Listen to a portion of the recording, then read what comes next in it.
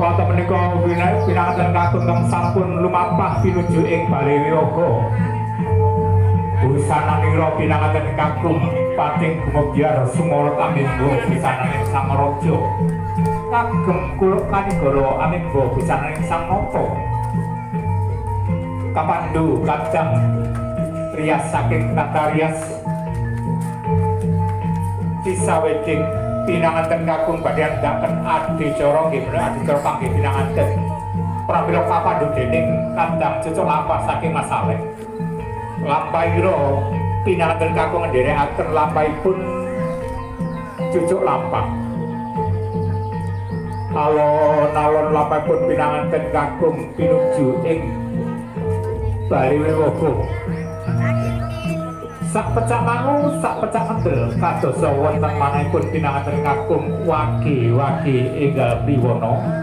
Age-age enggal teka supados enggal-enggal pinanggihan kaliyan sang putri Prameswari. Nggih menika Nimas Ayu Nadia Akidatul Isa putri saking Bapak Susilo Dela Ibu Sinta. Dene punapa pinanganten putri ingkang sampun jumeneng satotong rarasang Ratu Laksitaning rawuh pinanganten kakung. Dene wonten ngajengipun para kadang kinasih ingkang sampun ngasta Sekar Mayang. Wonten menika Sekar Mayang kakak damel saking wit agung nggih papat minangka lambang dulur sekawan gangsal pancer. Wah surya loro cacahe minangka lambang srengenge lan rembulan. Semiyandara pirang godhong mega rumembi bintang-lintang minangka kembang oyote bayu.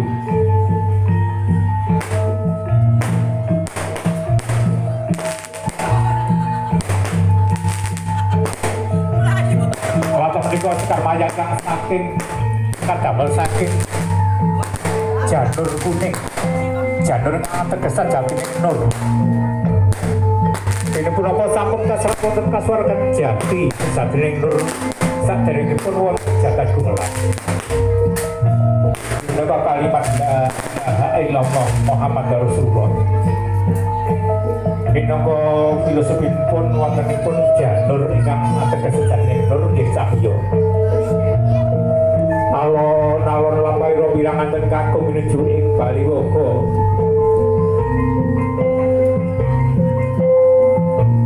Kinasih syukur kadang ingkang ngasta Sekar Mayang sampun siyaga wonten ngajenge Bali Wiyaga badhe andhikaken adicara nggih menika adicara liru Sekar Mayang. Sekar Mayang kang sampun rinakit dening para pujangga wonten tanah Jawi.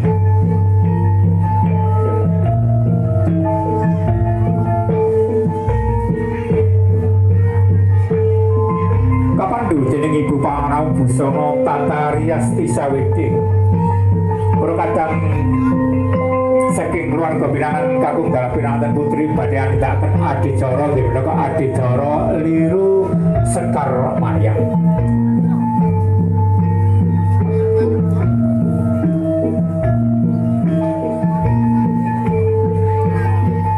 Nanti nunggu panduan dari saya ya. Kapandu dening Ibu Pangrawu Busana Tata Rias Tisaweding. Adicara liru Sekar Mayang sampun katindakaken adicara sampun nggih menika adicara balang pinanganten kakung balang sabda kang dipun wales kaliyan gampal dening pinanganten putri. Sabda utawi gampal punika kadamel saking ujungan kendang. Pramila lumah langsung beda rupane angin yen dinikin padha rasane.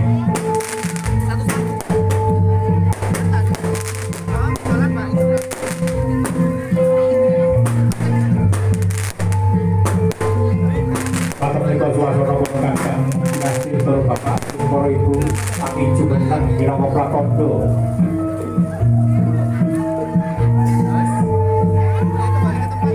Minangka prakondo duduhaken binae manah atas rawuh pinanganten kakung saha keluarga ingkang picih saking Ladan David Kabupaten Malang.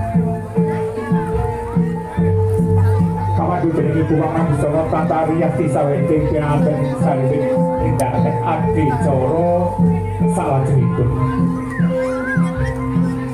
Adicara sampun dina adicara Jawa Asta minangka pinanganten putri paring pangurmatan atas rawuh pinanganten prabu. Adicara Jawa Asta sampun paripurna.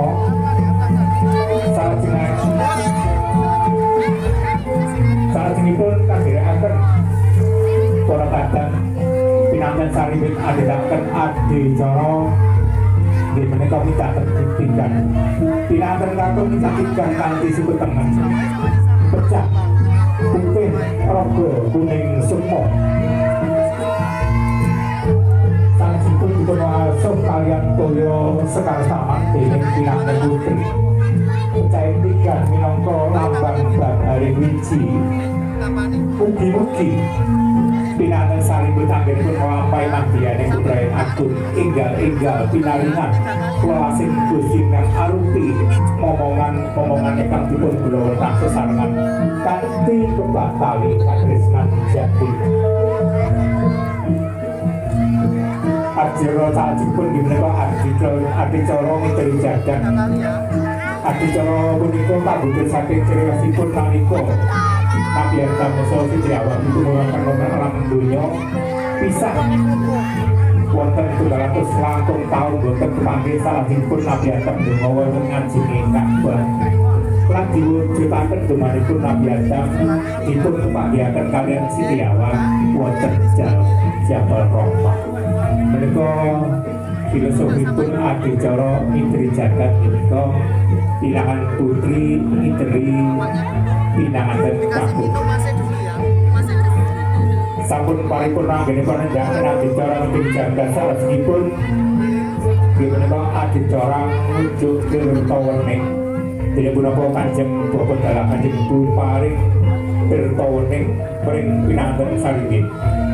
Tirta teges banyu, wening ateges ordining Gusti kang Maha Ening. Mugi-mugi pinanganten saripun menika anggenipun nglampahi madyaning bebrayan agung tansah pikantuk ordining Gusti kang Maha Ening ingkang arupi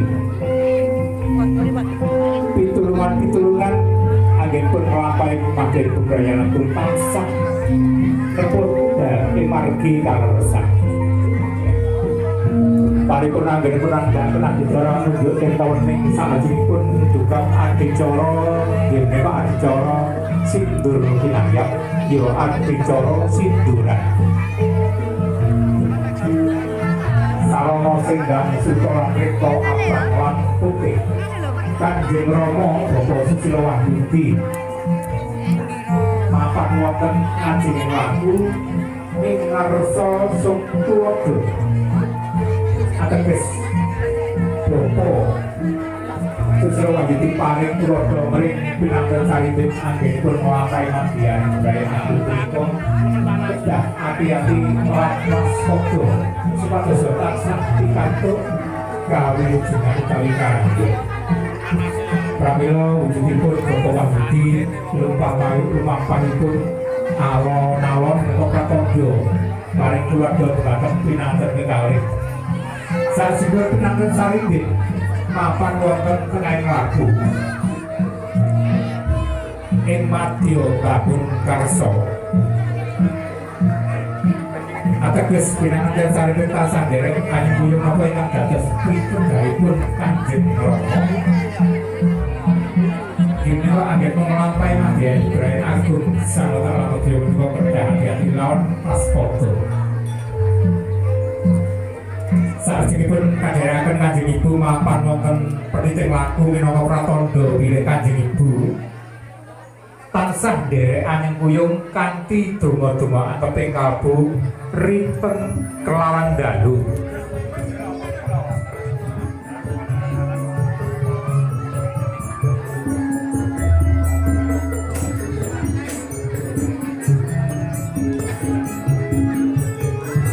Lata menika lapaipun pinanganten saripun nindakaken adicara sindur kinayap ingkang dipun pandhu kaliyan Mas Alek minangka cucuk lampah saking Tata Rias Tisaweding. Sawara kadang saking pinanten saripun ingkang ngasta Sekar Mayang pramila wujudipun Sekar Mayang punika badhe dipun salawatan sak inggilipun terop alon-alon Bapa Susilo Wahyudi anggenipun boyong pinanten saripun pinuju ing dampar palenggan minangka pratandha bilih Bapa Wahyudi paring tuladha mring putra kalih anggenipun nglampahi madyaning bebrayan agung menika kedah ati-ati lan waspada supados tansah pikantuk nugraning Gusti kang Maha Agung dados keluarga agung keluarga ingkang mangayu bagya ayem tentrem gemah ripah loh jinawi.